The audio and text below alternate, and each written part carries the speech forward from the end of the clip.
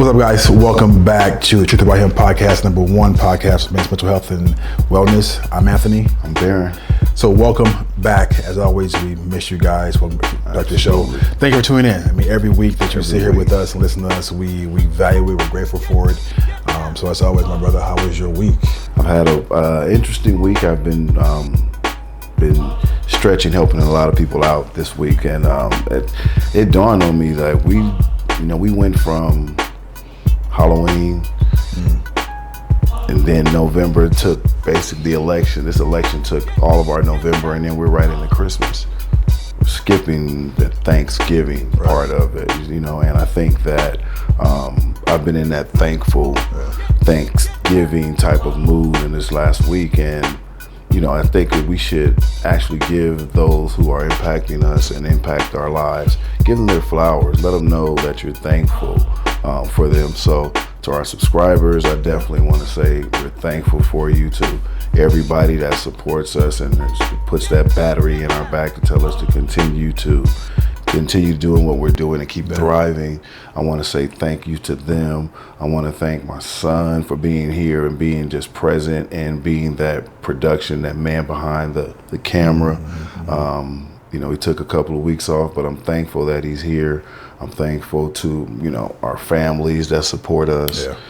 So it's a lot that I want to, be thankful for. And I think that we should get that out there. Most important, because Christmas is here. Yes, they're shopping, but let's take this week to say thank you, because there's a lot of people that, maybe are not here. There's a lot of people that wish they were in the shoes that we have. We think that we have it bad, and we think that, we want more, but there's a lot of people that would risk it all to be exactly where we are. So perspective is everything, and you never want to lose track of that. So I'm just in a real thankful mood. So, and more importantly, I want to thank you, my brother, my partner in crime. Yes, sir. We support each other. We have meetings and we talk about these. We just don't jump into this. We have meetings and we lean on each other. So for that, I want to say thank you for that. I want to thank you for being my partner in this journey that we're doing. So I don't take it lightly at all. So appreciate that. So I know you're enjoying the podcast, but I want to stop real quick and tell you about Barron's book, The Bro Code of Confidence. Now, men need confidence. Men need resilience. Men need to have a sense of purpose, but we don't always have that, right? We sometimes get stuck in figuring out who we are and what we need to do. The Bro Code is the perfect book to get you unstuck, to make things simpler so we can gain confidence and be resilient. Get the Bro Code, click the link in the description, get the Bro Code. Now back to the show.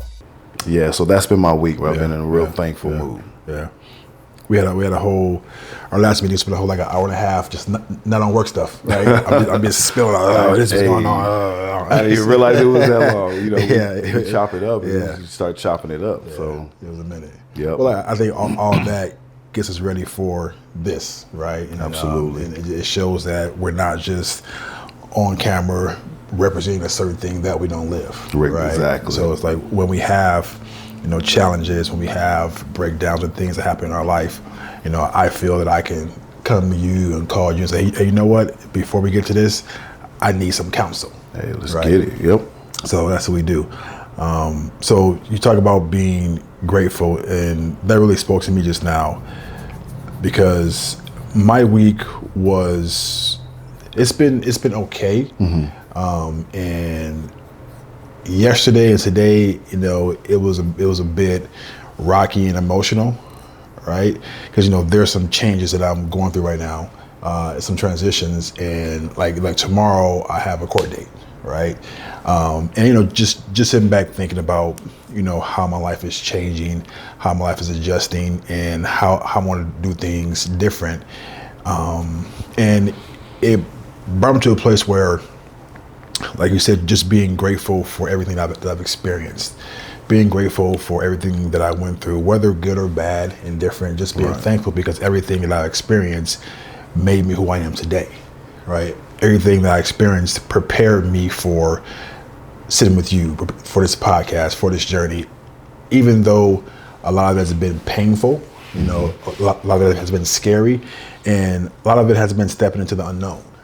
Right, and which is scary. It's the unknown is scary, But I read something yesterday, and it said that you begin to win and your life begins to change when your mind is more powerful than your emotions, right? Because I believe that it's the emotions that take us out. Absolutely. Right. You know, and I said something to you Tuesday at our meeting. I said that, our mind shows us certain things, right, that can be not true. But thinking about that, I think that's more of emotion, right? That emotion builds something in us, and it talks to our mind, and then our mind creates these visions, and that's because our mind is not stronger than our emotions. And something that I was listening to Nas before the show started, and he says that my people perish because they live off emotion, right? And we do. Right. Yep. Everything is emotional. Every decision we make is based on emotion. Every thought we have is based on emotion. And we think about things in the future that may or may not happen. But as of right now, it's not happening. But we act and respond to something in the future as if it's happening now. Right. Exactly. We feel the pain now for something that hasn't even happened. Right. And that's something that I'm definitely learning and walking through, because life can be painful. Life can be happy. Life can be what you make it. Right. But I know that you have to push through certain emotions, push through certain pains, push through certain struggles in your life to get to the other side. Right. And everybody in my life who supports me and loves me tells me, hey, Anthony, once you get on the other side of this, your life is going to be amazing, right? Completely different. Yep. Completely After we talked Tuesday, I get a random text. It's like after this over, my boy said, my wife and I were praying for you, and I didn't tell her anything, right? She said, well, once Anthony's done with this, his life's going to freaking explode, right? And I'm like, it's just random, and that was that Tuesday that we met, and I get so much confirmation. After I open up. When I don't open up and keep things to myself, no confirmation comes. Right. When I speak out there, it seems like the universe speaks back to me, right? So that's been my week. It's crazy on so many levels. First, if we don't break, then we can't grow. If you ever seen like a rose growing through broken concrete, that rose is stronger than the roses that didn't have that adversity. And it still thrives. So you have to be able to, in order to grow, you got to break. You have to completely break down, and then you put yourself back together the way you want to. So I'm glad that Tuesday was effective in your life. And bro, we got the unknown is definitely scary. But it's worth it. So I can't wait to see what it is going to be on the other side of that. So Dr. Joe Dispenza is a guy that I absolutely love. He says that in the unknown, you create what you want. Right. So it's only the unknown because you're not creating anything and you're living your life based on where you are now. Right. Have a vision of the future instead of the memory of the past. Right. And everything that we do is like, this will happen in the past. So we're stuck in that memory. But if you have a vision of the future, everything changes. You create that. It's still going to be in a journey walking through it, but it's not as tough because you have that vision and you're sticking to that vision. Exactly. Right? And I said on Tuesday that most of the things that we're afraid of, they're never as bad as we think they're going to be. No, mind is crazy. That's why we grew up with what they say. A mind is a terrible thing to waste. Right. It's a terrible thing to waste because it's so powerful. Right. It's so dynamic and it's so dominating. So you choose what you want to cultivate your life. Yeah. So, and if it's a liability, you gotta cut it out. Yeah. So, they don't wait if you have cancer, they don't wait for it to grow. They cut it out. Yeah. And then they attack it. So, I was watching Marlon Wayans, and there was a clip, but I think he was kind of like maybe like in the midst of an argument with somebody on the other side of the camera, right? And he said that I'm not here to argue, right? Right now, I'm 52 years old, right? So just say God gives me another 20, 30 years. Mm-hmm. So that means I have more days behind me than ahead of me. I'm not going to waste any time with anyone who drains my energy. Anybody who walks in my life trying to take from me. I want to smile, right? And that landed hard for me, right? Because we spend so much time, excuse me, so much time, energy wasting on things that do not benefit us, right? That sucks our energy, sucks who we are, right? Especially if we're older, right? I turn 50 next year, right? Yeah. And say God gives me 30, 40 more years. So that still means I have more days behind me than ahead of me, right? So I can't waste another moment on bullshit. Exactly. Right? And even though it's going to be freaking painful, the aftermath of that, it's going to be beautiful. Because it's what you want. Right. Yep. So you provide that control. You control that second half. I'm done now. So yeah. Hey, this is what we do. This is how it is. Welcome to our Tuesdays. Right. But so yeah, what do we we're gonna chop it up. Interesting topic today, very broad topic. It's not what it seems, but why do men lie? Why do we lie? Why do we lie? Why do we lie? Yeah. And it's more of a why do we lie, to ourselves? Mm-hmm. Why do we lie when certain questions are asked?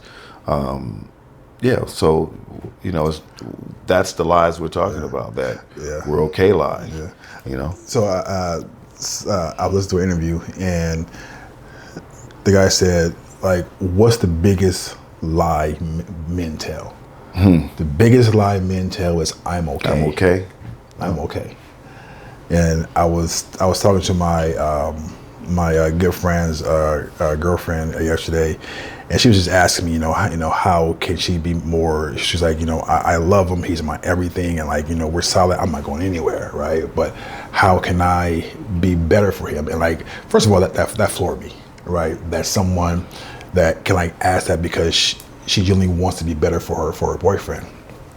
And I was saying, you know what? Us as men, we're going to say that we're okay. Mm-hmm. We're going to say that we're cool. Because she said, well, he's kind of walking around the house in a funk. I'm like, well, there's something there for him, right? And you ask him, and he said, I'm okay. That's not true. So just, keep talking, keep asking questions. And it's not always about, you poking the bear, but just like, be there and be present for him. Because so if he sees that, eventually he'll open up. Right. But the question is, like, why do we lie about being okay and we're really not okay? Mm-hmm. That's the question. Yeah. It's just, I think it's on our nature. And I don't think that we as long as we trend in that direction of expressing ourselves, I don't think we'll ever 100% be like, answer that question honestly. Just because history, it's proven that we're just, I don't know, maybe it's our mindset. Maybe we feel that, I hear this a lot. Well, if I complain, nobody's going to listen. Nobody's hearing. Mm-hmm. If I'm complaining, nobody wants to hear it. Okay. And then you have that person that, what if I ask you every time, 50 times I see you, you tell me 50 times you're not okay. Yeah. It's less likely that person's going to ask you 51 times, because that person is just, if you're never okay, then, you don't want to be around. So therefore, sometimes that person gets isolated from everyone else. But yeah, that question is very impactful. Why do we lie?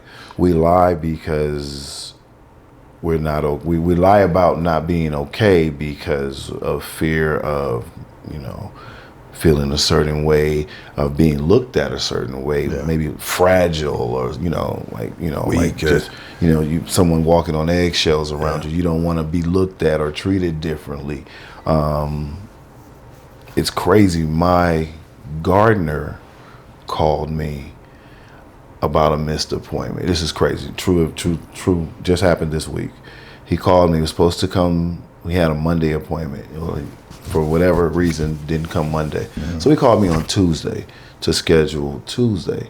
And I'm like, okay, great, whatever, la, la, la. And he's like, I just wanted to check in with you. Like, how are you doing? Mm. And I'm like, well, grass is fine as long as we get that sprinkler in the back, worked on, whatever, we should be fine. He's like, no. How are you doing?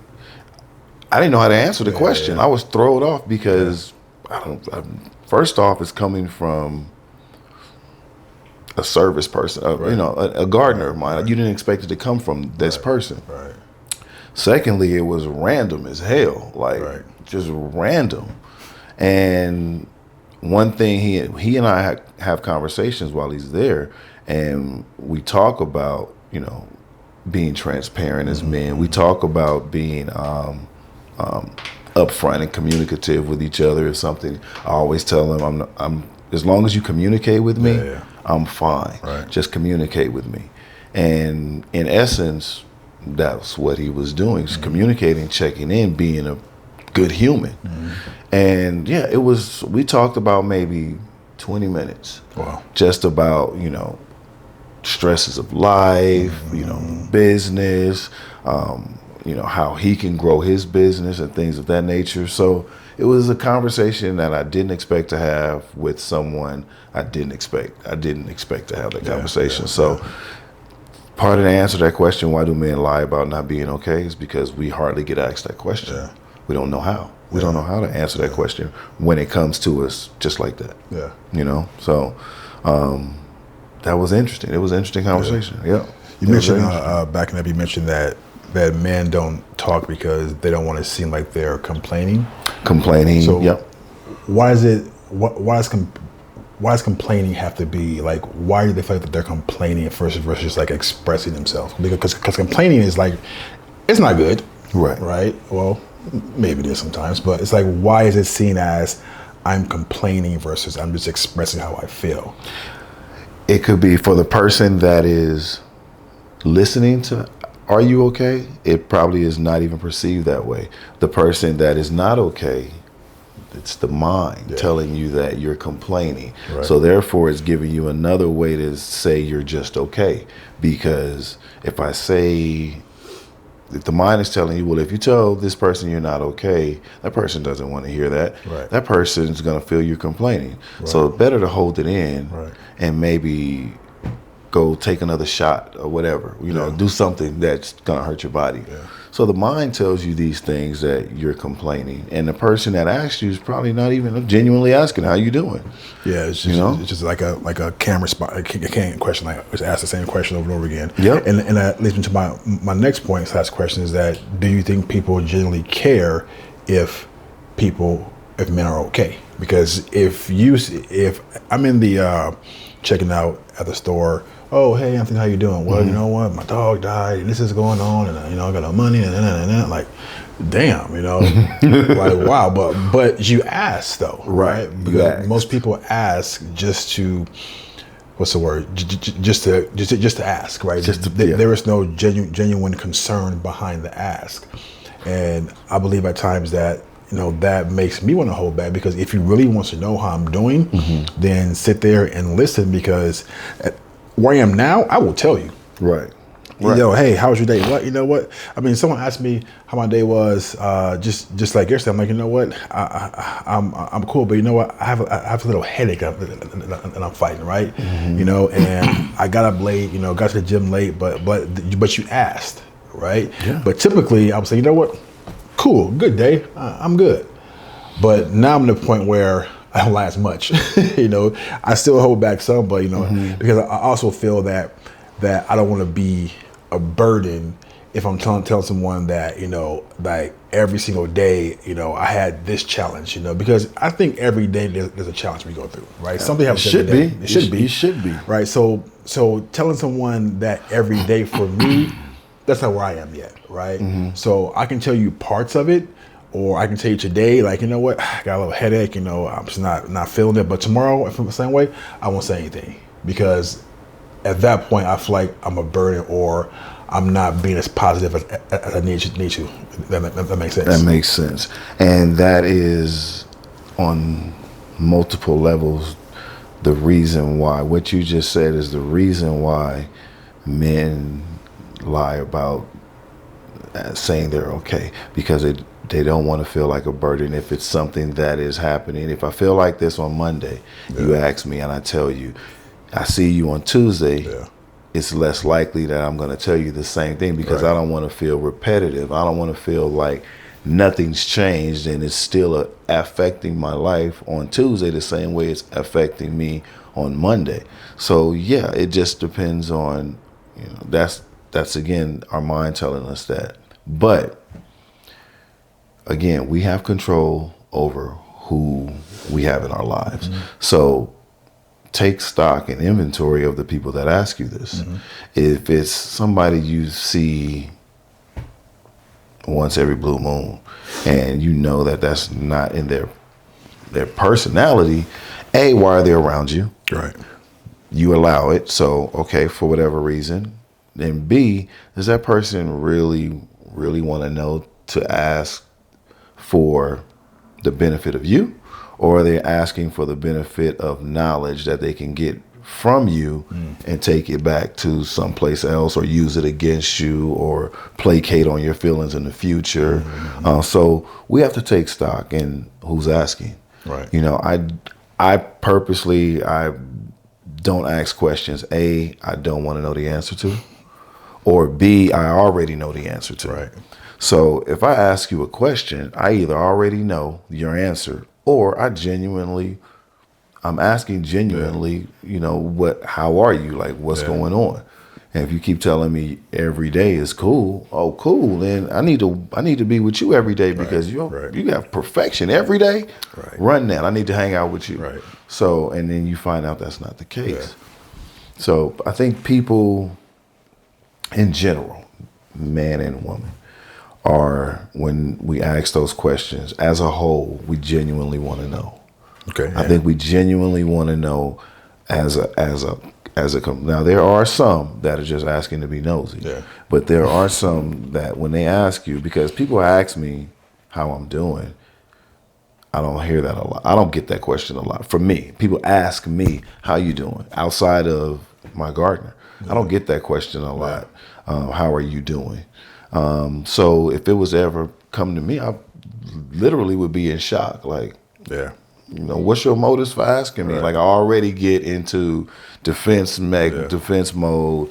I already start to question your agenda, and partly it's because I'm paranoid by nature, but still, I have issues. I got to work on. But yeah, I genuinely would question that because it's not something that is, asked of me all the time. So, that could be another part of it. If it's not asked a lot, we're not going to necessarily give it. If it's not asked a lot, I'm not going to just give you all of everything because it's not. I don't know if I can trust. I can't trust that or not. So, that comes with. But then that's the person that is having the issues. Notice everything is internal. Yeah. So, it's just weird that way. I'm thinking about over the past few months, 4 or 5 months, I'm noticing that people have been asking me, how are you feeling this morning? Different people, right? It's like, that's been a common thread. And I'm asking myself why. And I believe it's because it's what I put out there, right? Because I genuinely want to, because that's what I ask. Right. I ask people, hey, how's your morning? How you feeling? What's going on? So I think when you put certain things out there, it comes back to you. Right. Let me ask you this question. So people ask you if you're okay. Right. Are you at a point where you always wait for that? Or do you sometimes volunteer and say, hey, you know what? Wife, son, daughter, whoever, this is how I'm feeling today. Right. Rarely do we I volunteer that information? Rarely do I volunteer. Right. It's very rare I volunteer that information. Only because I'm thinking of the other person. I'm thinking that person may not be where I think they are mentally. So yeah, I'm not going to volunteer that information. Well, are you holding them small though? Could be. It could be that I'm holding them. Maybe it's just because I don't feel that, again, it goes back to that burden thing. Like, I don't want to give you more. I already see what you're going through. So I'm not necessarily going to pile on top of that, on top of you. But yeah, it's safe to assume that, I just don't want to throw more onto someone than they already have. So yeah, I won't volunteer or offer information, but that's pretty much how I've been all my life. Like I just don't, you just don't really just open up and volunteer to everybody, and then it just. Well, yeah, not everybody. Well, yeah. Everybody, and then people come into your life for seasons, and then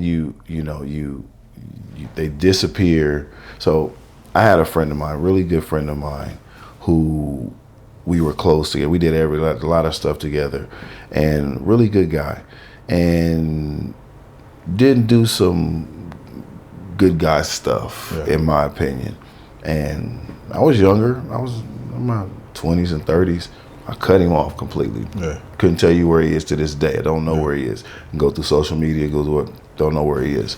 And I look back at it now, and I'm like, maybe that could have been a conversation we could have had. I'm more into now when a person shows you who they are, you choose to either deal with that person or not, but just depends on what kind of value they are, the asset or liability. And he was, it was a good person, a good person, just didn't move in a certain way. And I cut him off. I kind of I wish I would have done a little bit better by that. I wish I would have made better decisions with that. So, it just goes back to we could share things with each other. Man, when he did that, I'm like, I'm cool, bro. It was done. So, past issues, past traumas affect how we open up to people in our current lives. So that played a part in it. But all of that is an answer to why we lie about our wellness and our health. Yeah. So I think it's also it's a trust thing for us too. Mm-hmm. As a man, it will take us a while to open up, to be transparent, to be vulnerable. And it has nothing to do with the person that we're talking to or the person that's in our life. It has to do with us, right? Everything that we've been through and experienced, and our traumas and everything, because those are real things, even though we don't always know what they are subconsciously. But consciously, like, they're there. They right? shape and mold us, Yeah, and then they come out. So when it takes a while for us to open up, we gotta feel like, okay, you know what? I can trust this person. That this person won't judge me, and they'll be there for me, and I can trust them with my life in a sense, right? Because our emotions are our life, because that's the thing that we're opening up the security gates, right? Yep. You got the code and everything, right? Yep. Right, but then the safety is removed when what we tell you is used against us, is weaponized, and then we change that code. Right, and then every time you ask us, you'll never get the code again. Never get the code again. Yep. And bro, I've been guilty of giving the code over and over again. Knowing that, maybe this time that code will be safe, but it's never been, right? And I think it's our responsibility. And I know it's our responsibility to know who we can and cannot trust. Absolutely. And if we keep trusting the same people, person, or circumstance over and over again, that's on us. Like you always say, you gotta hold the mirror up. Yep. Right? That's on it's us. like it's you. You can't. I cannot blame anybody for the influence they have on my life, because I'm choosing to let that person be a part of my life. Yep. I'm choosing to allow them to speak into my life. I could easily cut them off, close the door, change the code. But me being a empath, it's like, you know what? If I do that, how are they going to feel? My actions are going to make them sad, make them upset, and then I switch and change my intention, or I put my feelings and my safety and my value and everything about me secondary, because I don't want them to feel bad. Right. And that's something that I had to change, and I'm still working on that. Right. Yeah, absolutely. But it's like, how can I now put me first, right? Because no one's going to love you more than you love yourself. No one. Absolutely. Not even your parent. right? Nope. That's why I tell everybody. I said I love me. Right. Like you gotta love you. Like you in order for you to give love and to show love and express love, what does that look like to you? Yeah. So if I'm taking care of you and I'm making sure you're okay, and if I know you like something a certain way and I do it that way, but I don't do anything of that for myself. Yeah. Like it has to start. Your genesis starts within you. I like that. Your genesis. So I like that. it has to. You can't give it if you don't give it to yourself. Now, there's a fine line. Pause.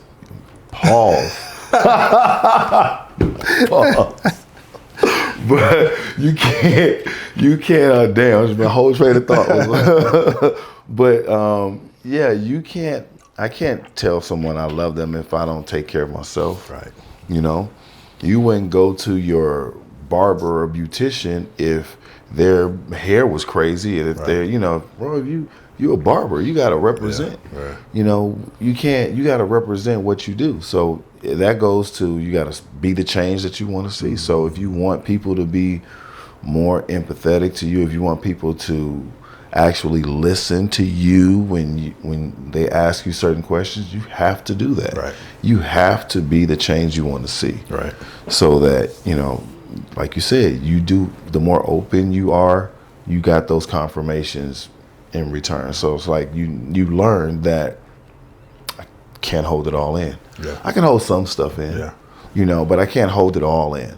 And I think that's where we're at right now as men. We can't hold it all in. We know we can't hold it all in. Yeah. So we release some of it in spurts. We release some of our anxiety, some of our traumas, some of our worries in spurts, but rarely do we offer everything, because rarely do we say, yeah, I'm worried about this, and if this happens, then this will happen, and then if this happens, this will happen, and if I lose this, then I don't know what I'm gonna do, and if that happens, then I'm too far behind to catch up, and then where do I go from here? And what do I do now? I'm not trying to do this. I don't want to do that. People are like, damn, all I did was ask you how you doing. Right.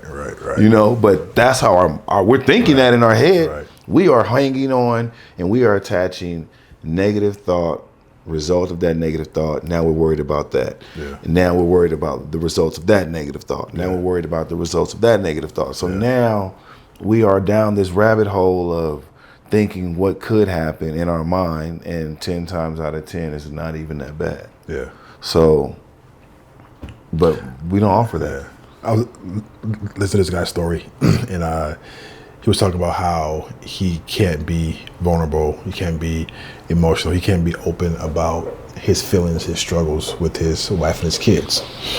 And he said, I remember as clear as day, he says that, I know for a fact that my wife and kids would rather me die on my high horse than come down and talk to them about my emotions. I'm like, are you in the right partnership? Is your partner your opponent or your teammate? I just read that the other day. Yep. I just read that. I think I seen. So we're reading pretty much the same stuff. Yeah. That's the in sync. Yeah. Yep. Anything sports related, that's Right. Yep, we're going down that rabbit hole too. Right. Stay tuned. Yeah. Yep. Yeah, it's like, because most people have opponents, and I think it's rare that you have a teammate, right? And I've seen it. I'm like, damn, and teammates have breakdowns. Absolutely. Teammates have conflicts. Yep. I mean, they have Shaq and Kobe. Shaq and Kobe, right? Well, Kobe and Shaq. Okay, yeah, I'm with that too. Yeah. Marvel for life. Yeah, it definitely happens, but just really choosing your teammate and recognizing that teammate that's on your team, you know what, it's time for me to cut you, it's time for me to walk away from this, because I mean that can play. The more and more a man talks about his vulnerabilities, the more and more he opens up about who he is, what he's going through, the more and more that's used against him and weaponized. Even though you're not with the person who did that, or you cut him off, that still plays into their self-esteem. right? Into their confidence, into who they are, right?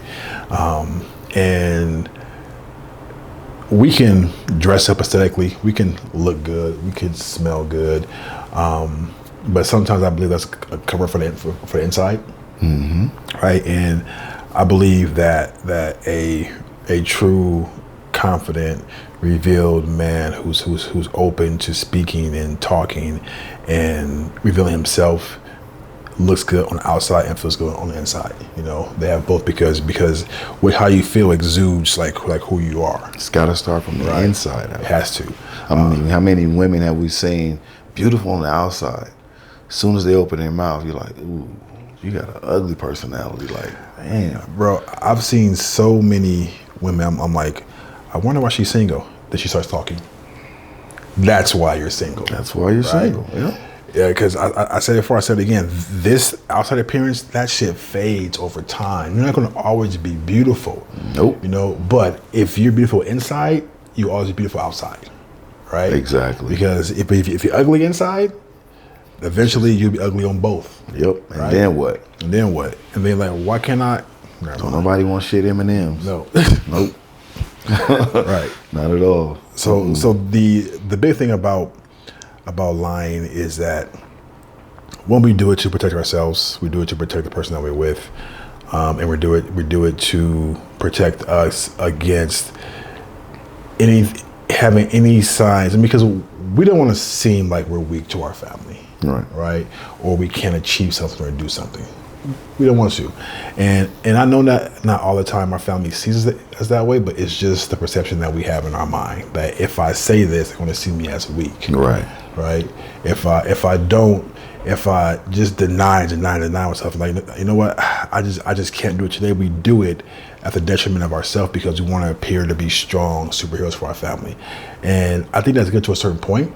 Because at some point we have to be. I think you sent me a video yesterday that the five things men want, something she sent me, and one thing she was saying was that we need our space to recharge or reset. Because we do that, we become better in every aspect of our life. Exactly. Yeah. Right, and that's something that we don't do often. No, because we're used to being told to sacrifice for the betterment of our family. Right.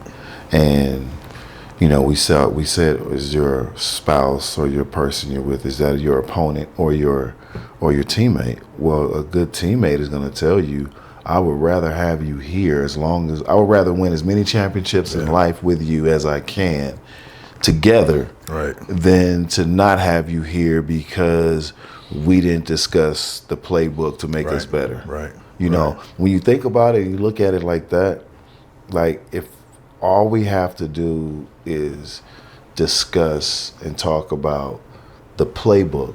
Just take it from a sport to a sports metaphor, to just discuss the playbook, just to tweak the playbook a little bit, because life knows our plays. Yeah. So between the two of us, great players, let's figure out a way to play life now. Yeah. And let's make it better for the both of us so we can both win championships together. Because I don't want to go to another team.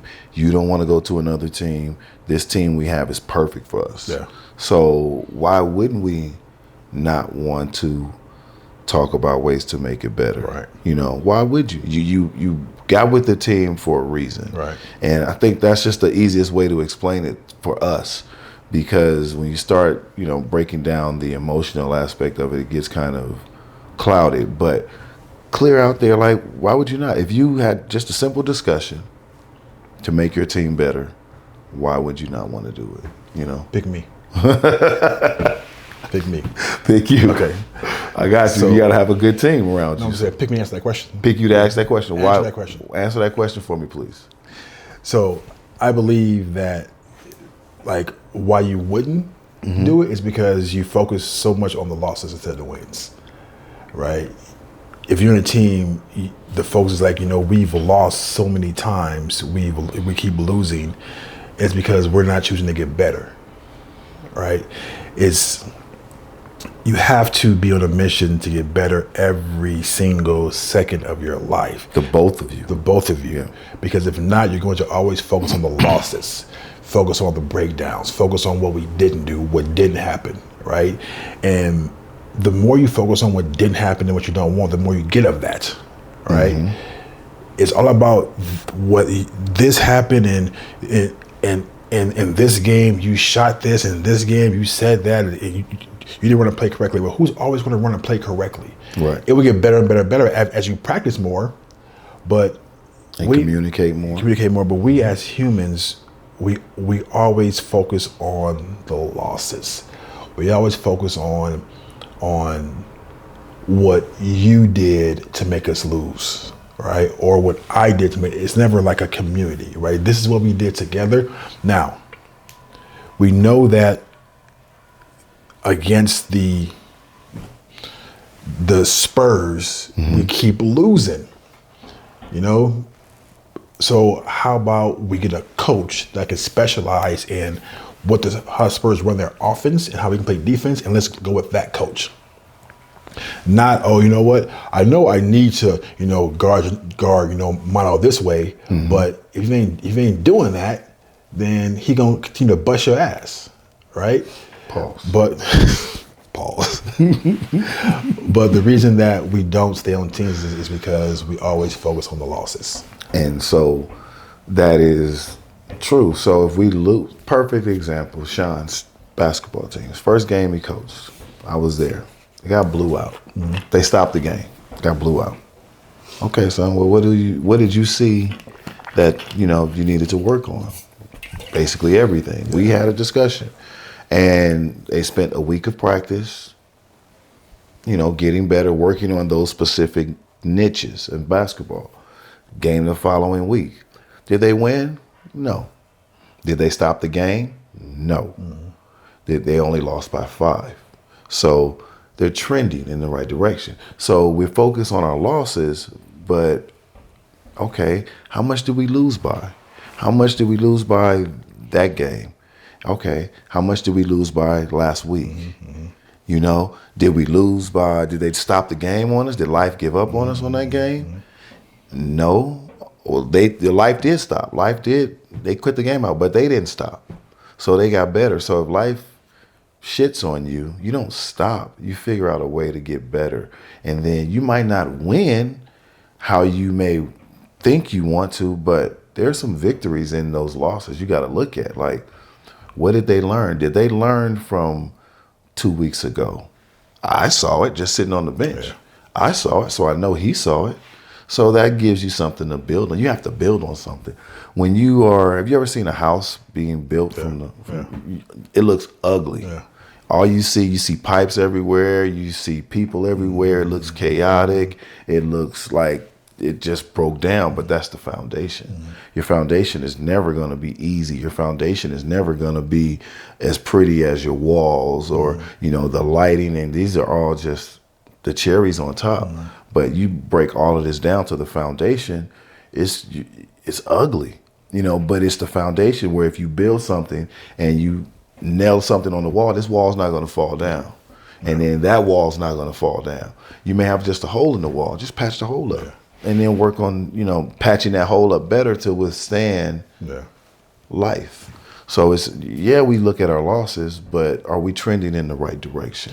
Yeah, I think that's what I'm trying to make. So so you watched the game, right? That they lost. What do you feel, just real quick, like the reason they lost the game? What was the biggest thing that they need to work on? Fundamentals, the absolute. When people are self-delusional and they think they are somebody who they're not, you tend to fall, and you tend to fall hard. Okay, so fundamentals. Fundamentals. Right? Fundamentals. So if you and Sean you say, you know what, Dad, it's fundamentals. You know what, son, I agree. And Sean said, you know what, I know what we need to do, but then go back and work on it at all. Right? Just say I know. I know that this is what I need to do, but then go back and do it. How will that affect the team?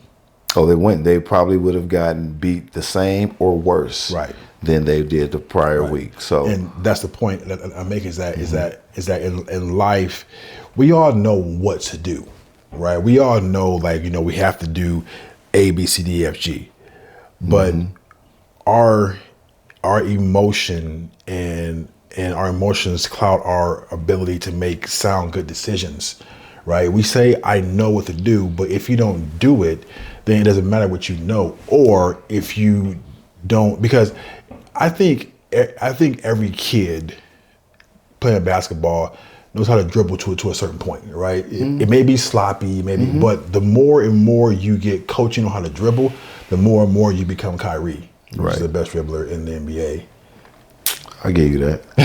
I gave you that. The more and more you become. So it's like knowing, you know what? I know how to dribble, right? But now work on my right hand, my left hand, behind the back, looking up, right? Get a coach, right? Because it doesn't matter what you know how to do. What it matters is that can you get better and get coaching on what you know to become a better person, better version of yourself, right? It's that journey. Like everybody says, I want to be this, right? But do you know the journey that it takes to get there? You know, that's the hard part. And the journey is painful. Yep. And the reason people don't achieve what they want to achieve or get better is because they're so afraid of the pain. Scared of the pain. Scared of the pain. Scared of the pain. And that's where we're at right now in this world. Like everybody knows. Yeah. Everybody knows right from wrong, good and bad. Right. But what do you choose to do now at this point? Do you, everybody want to shoot like Steph, right? Everybody want to shoot from half court. Whatever, but are they willing to miss 1,000,000 shots to make one? Are you willing to get up and shoot before practice 1,000 shots before practice, and then 1,000 shots after practice, and then run full court? Because everybody's just standing around and shoot. Anybody can do that and look good, but run full court, get game win, run full court, and then hit the 3-point line. See how good you are then, because that's when you got to test yourself. Because life is gonna hit you when the game starts and the lights are bright and you're playing somebody who's you got to play defense on and is running you through picks and you running into everybody. You think you're gonna shoot just as efficient as you were just standing around just shooting? No. Absolutely not. So. Self-delusion keeps us from answering those questions of why we lie, because we think we're okay, we think we can handle it, and we don't communicate and do better. So we don't move to the why. We know what we want to do. We know our end game. We know it, but we don't want to take the necessary steps to make that journey reality. You got to know yourself and your craft, and you got to study it so much. It reminds me of a story of Kobe. He was just throwing up shots, practicing. It's like he just kept missing. Like he just kept missing. It's like I don't miss this much, right? So he had the officials check the rim. It was off by a freaking centimeter, right? He's like I know, but they fixed it. He started hitting it. It's like because he know that what I do this too well, too often. If that shit's off, it's not me. It's not me. Right? So it's like you have to study and practice and know yourself and know your craft and know what you do so well. And you're going to have some shit happen. That's life. But if you know yourself and you know how to get through that, or like if that official wasn't there to help him, what he would have done? Nothing. So have officials in your life, people who can walk you through stuff. Say, you know what? Let me check that for you. And if it's not working, we'll fix it together. Right. Exactly. Because like you said, he was confident and I'm doing the work. I'm doing the work. I trust this process that I have, and it's not me. It can't be me. It can't be me. And so, in order for you to prove me wrong, just check that because it's not me. Check the rim. I can't be off that much. I can't be off that much. No, you got to check that. So that comes from knowing where you are, doing the work, and accepting nothing less. Like if I've done the work, why should I not thrive? It doesn't make sense. That the universe don't work like that. It don't.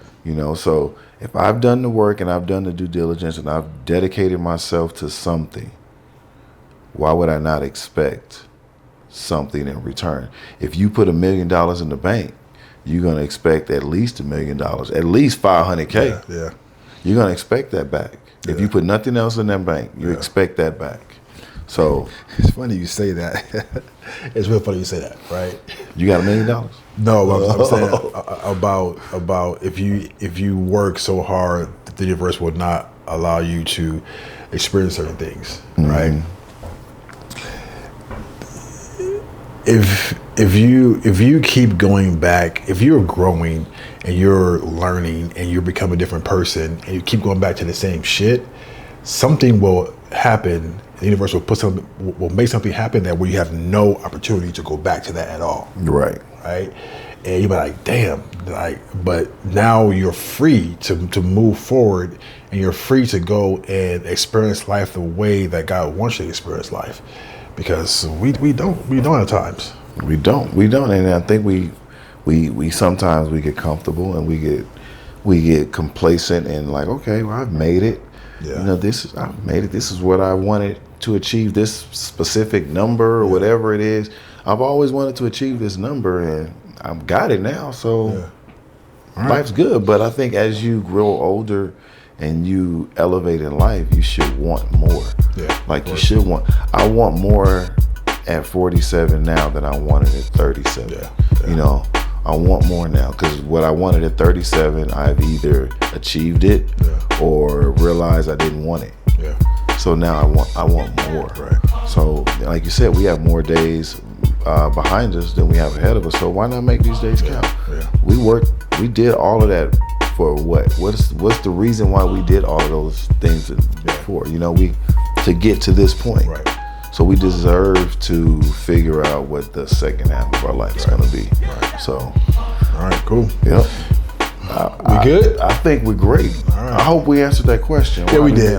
Yeah, I think we answered it, and I gave like a lot more context behind it, a lot more stuff. So I think we did good. I think we hit every aspect. Yes, sir. So. All right, guys. Thank you for watching the Truth About Him podcast, #1 podcast of mental wellness and mental health. This podcast is super important to us. Hope it's to you. So please like, subscribe, and share with people that you think you'll benefit from this. We'll see you next time. Have an amazing day. Happy Thanksgiving. Happy Thanksgiving.